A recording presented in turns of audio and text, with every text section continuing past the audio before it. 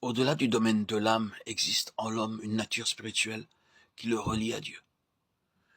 Mais la puissance du péché est si forte, si délétère, que chez quelques-uns cette nature spirituelle est livrée à la mort. Ces hommes-là sont sensuels, dépourvus de l'esprit. Chez d'autres, elle se trouve à l'état dormant, susceptible d'être éveillée par le Saint-Esprit. Chez le croyant, c'est là que le Saint-Esprit vient habiter. C'est de là qu'il accomplit son œuvre glorieuse, sanctifiant et l'âme et le corps pour le Seigneur. Cette habitation de l'Esprit en l'homme ne lui apporte guère de bénédiction ni de joie tant qu'il ne la reconnaît pas et ne lui obéit pas, tant qu'il ne cherche pas à la conserver avec humilité, adoration et amour. Aussi ces mots « vous êtes le temple de Dieu » sont-ils destinés avant tout à nous faire saisir que réellement l'Esprit de Dieu habite en nous. C'est là ce qui nous fait tenir le temple tout entier, jusqu'à son parvis extérieur, pour un lieu consacré au service de Dieu, et ce qui, par conséquent, range sous sa volonté et sa direction chacune de nos forces naturelles. La partie du temple la plus particulièrement consacrée à Dieu, celle pour laquelle tout le reste avait été construit, était de toute la plus sainte. Et lors même que les prêtres ne pouvaient jamais y entrer, jamais voir la gloire qui la remplissait, toute leur conduite était réglée, toute leur foi stimulée par la pensée que la présence invisible de Dieu était là. Voilà ce qui donnait pour eux de la valeur à l'aspersion du sang et à la fumée de l'encens, ce qui faisait du sacerdoce un privilège. C'était le lieu très saint, le plus saint de tous, qui leur faisait paraître saint, le lieu où ils accomplissaient leur service. Toute leur vie était réglée par la certitude qu'ils avaient de la présence de Dieu derrière le voile. Il en est de même pour le croyant. Ce n'est que lorsqu'il apprend par la foi à trembler en présence de ce merveilleux mystère.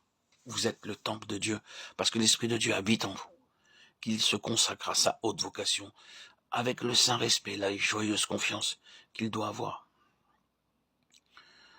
Tant qu'il ne voit que le lieu saint, tant qu'il ne regarde qu'à son cœur, dans la mesure où il est donné à l'homme de voir ce qui s'y passe, il y cherche en vain le Saint-Esprit. Et souvent, il a lieu de déplorer ce que sont ses œuvres.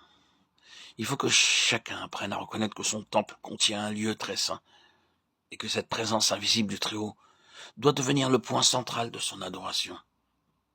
C'est là le sens que doivent avoir pour nous ces mots de notre confession de foi. Je crois au Saint-Esprit. Et comment venir à croire à cette présence invisible de Dieu? On ne le peut qu'en s'appuyant sur sa parole, en écoutant et recevant ce qu'elle enseigne. Prenons la peine de croire que réellement Dieu veut faire ce qu'elle nous dit. Et répétons-nous, je suis un temple semblable à celui qui fut construit jadis par l'ordre de Dieu. Dieu veut que je voie là ce que je suis moi-même.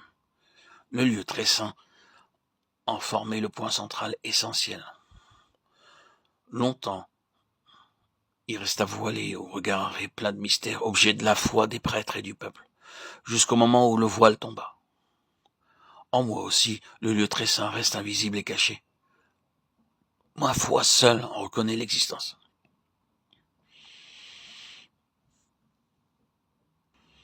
Inclinons-nous avec humilité et respect devant le Dieu saint. Croyons que le Saint-Esprit qui est un avec le Père et le Fils fait dès à présent sa demeure en nous. Méditons sur cette vérité, attendons en silence qu'elle s'impose à nous. Cherchons à la saisir par la foi, nous disant « Je suis le temple de Dieu ». Là, dans le secret, il règne. À mesure que de jour en jour, je m'abandonnerai davantage à lui, que je lui ouvrirai mieux tout mon cœur. Sa puissance, son amour et sa vie divine feront toujours plus briller en moi la réalité de sa présence.